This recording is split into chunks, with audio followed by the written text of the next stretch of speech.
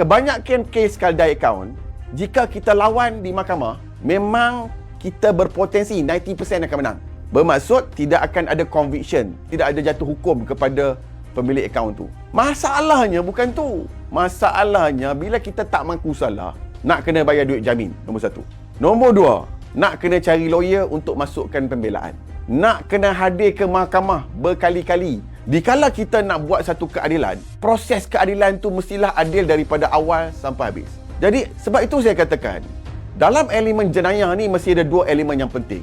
Actor serius, mens rea. Perilaku jenayah, niat untuk melakukan jenayah.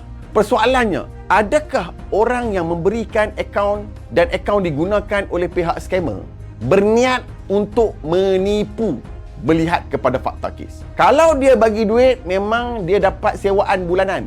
Mungkin kita boleh katakan dia bersubahat, Seksyen 107, subahat jenayah. Tapi tujuan nak buat pinjaman, pinjaman tu pun tak dapat. Tapi kad dia digunakan bagi tujuan transaksi dan dia telah membuat laporan polis. Bermaksud dia tidak mempunyai niat untuk menipu.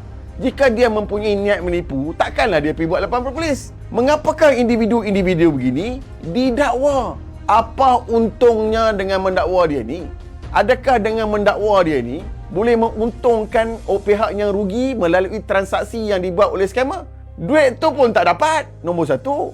Yang kedua, apa untungnya pada orang ni? Dia adalah try pinjam duit pun tak dapat.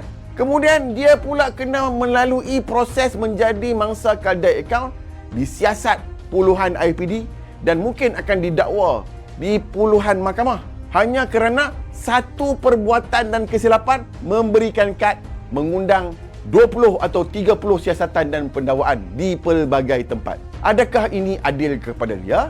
Di mana untungnya kepada pihak yang kerugian wang?